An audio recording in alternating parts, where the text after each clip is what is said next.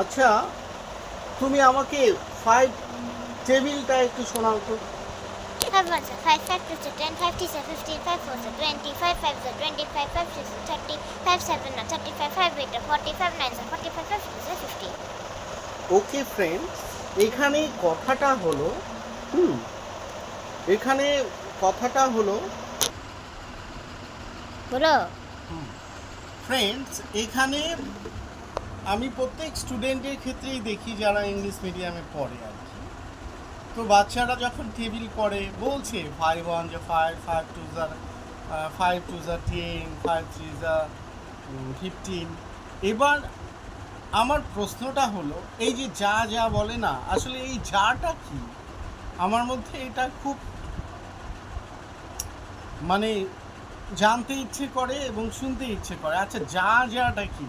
Actually যা যা না, বিষয়টা হলো, আমি আপনাদের খোলসা করে বলছি। বিষয়টা হলো যেমন 5 1, 5 ইন্টু 1 ইকুয়াল টু 5। তো 5 1 ইজ আইএস ইজ 5। এবার 5 ইন্টু 2, এবার আর ইজ হবে না, সেখানে হবে আর, এ আর ই। এই জন্য 5 2 আর, কিন্তু বলতে হবে তো আর না।